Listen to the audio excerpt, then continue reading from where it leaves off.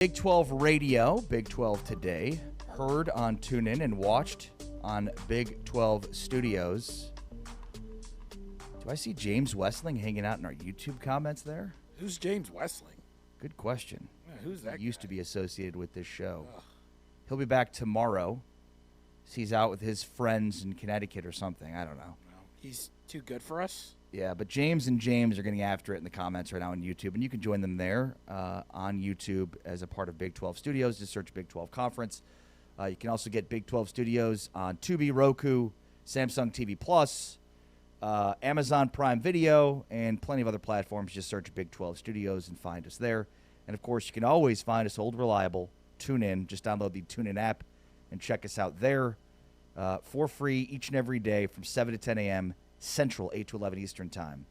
I always have friends like, oh, how do I get it? It's like, yeah, just download the app, and there we are. It's like, do I have to pay for a member? No, you don't have to pay for anything. You just, voila, boom.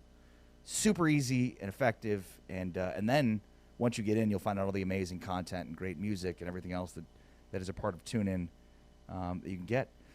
We are presented by Modelo here on Big 12 Radio. All right. Every Tuesday, we always go through the Big 12 Weekly Awards, and the Week 9 honorees are as follows. Well, the Offensive Player of the Week is Bird Ficklin, the Utah quarterback, who shares it with Connor Wegman, the quarterback from Houston. Interesting for Ficklin to get it as a true freshman making his first start relative to Bear Bachmeier. I believe my Player of the Week this week was Bear Bachmeier, yes? No, was it Sorsby or Bachmeier? No, I can't remember. It was Bear Bachmeier. Thank you. It was Bear Bachmeier. But certainly could have given it to Wigman. I mean, I think Ficklin, given his first start as a true freshman, sure, with 3 rushing touchdowns, that's a big one. But I probably would have given Bear Bachmeier the Offensive Player of the Week and Bird Ficklin the Freshman of the Week, but I digress. Defensive Player of the Week, Faletau Satuala, the safety from BYU, who had a pick 6 in this game. And then Eddie Walls from Houston is a part of that dominant defensive front for Houston, led by Carlos Rogers and Eddie Walls as well. So big-time performances by both of those guys. And BYU's defense just continues to absolutely feast. Special Teams Player of the Week is Nate McCashlin, the TCU kicker. The new kicker who cashed it in for TCU, and then Jacoby Williams, the returner for Texas Tech, who didn't need any tortillas, but housed the opening kickoff for a touchdown against Oklahoma State. I mean, Oklahoma State is so dreadful. Texas Tech took the opening kickoff back for a touchdown, blocked their punt after a 3-and-out, and then went up for a quick score with Jacoby Williams. It was Jacoby Williams 14 and Oklahoma State 0 with about 15 minutes to go in the first quarter in that one. The Freshman of the Week is Bird Ficklin, the quarterback for Utah. This has been an award that we've joked about all year, has been renamed the Bear Bachmeier Award since he's won it basically every week. So it was good to see another name up there other than Bear Bachmeier. And a traditional number, a number 15 as opposed to the 47 we say with Bear. But Bird Ficklin was tossed to the starting lineup here in a game against Colorado where you think, oh, this could go south. And it did not. Spoiler alert. They were up 43-0 at halftime and go on to cruise to the victory, 53-7. And Ficklin went 10 of 22 throwing the football, 140 yards, but added 151 rushing yards and 3 total touchdowns. Utah had 422 yards on the ground and 587 total yards of offense. So they did whatever they wanted to do, especially on the ground. And this was the most rushing yards by a Utah quarterback in 3 decades. How about that? Thanks to Anthony Smith, our producer with Big 12 Studios, for giving us that nugget.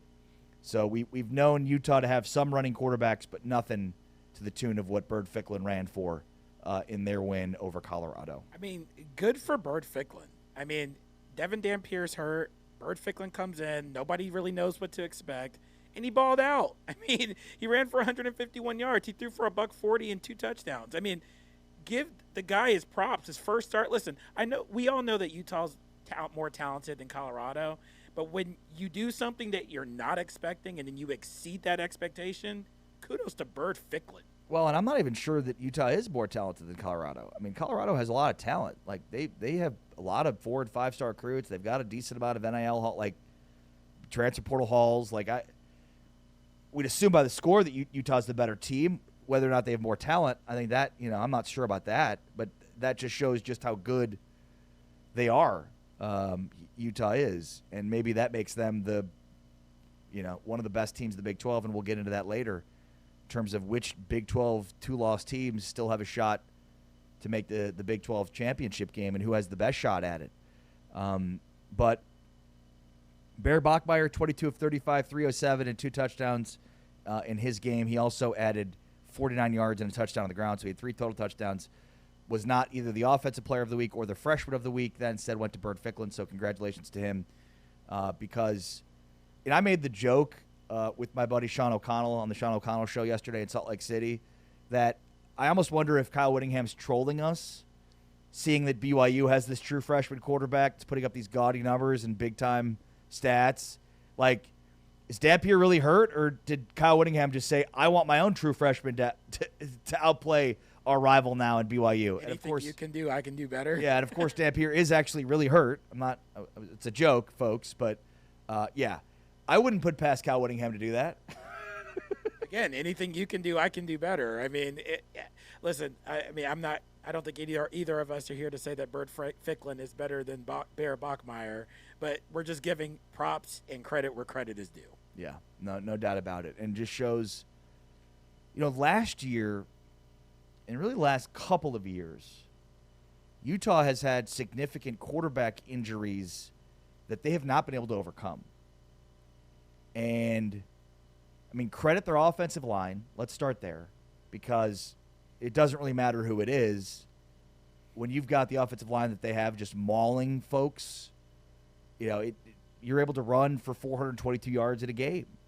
And so it doesn't matter, whereas last year and the last couple of years when their offense has really tanked without a quarterback, it seemed like it was because I don't know if they couldn't block as well, they couldn't run the ball as effectively, and so it put their quarterback in compromising situations where he had to throw the ball and he was not able to consistently win down the field.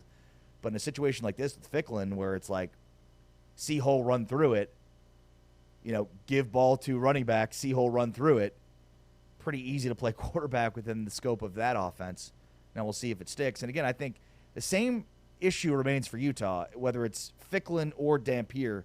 And maybe with Ficklin, there's a little bit more upside because we just haven't seen it. He's a true freshman. But with Dampier, when you force him to have to consistently make throws and plays down the field with his arm, he's shown that he's, not able to consistently do that. And if he does, he's going to turn the ball over and not be as effective. He needs short, intermediate throws that are complemented by his ability to run and make plays off schedule. That's his bread and butter, and he's been effective at that. And there's no arguing with what Utah's done this year, especially in terms of their ground game. I think they're number 1 in the Big 12 in their rushing attack, and there's no arguing with that. It's effective, and they know what they are, and they're dominant on their offensive and defensive lines. Yeah, Utah's O-line is really, really good. Just looking at what they did the other day, they only allowed 1 sack, and it eclipsed for 500 yards of offense for the 4th time this season. Think about that. 4 times this season, 500-plus yards, and they've only given up 1 sack. That's insane if you think about it. Utah, you mentioned the difference between Devin Dampier and Burt Ficklin. We'll find out more about Burt Ficklin and what he's really made of. But, what you saw the other night against Colorado, let's just say nobody's complaining.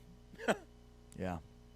All right, Taman Turner, Ari Tepkin. This is Big 12 Today on Big 12 Radio, heard exclusively on TuneIn, and, of course, watched as a part of Big 12 Studios. We are presented by Modelo. On the way next, let's catch up with David Smoke from 365 Sports. Nobody knows Baylor athletics quite like David Smoke does, and so we'll figure out what's going on in Waco with Dave Aranda. Is he next to lose his job in the coaching carousel? And what's the latest on Mason Miller, the offensive line coach who's now been let go? We'll get into all that next with David Smoke. This is Big 12 Today on Big 12 Radio, heard on TuneIn and watched on Big 12 Studios.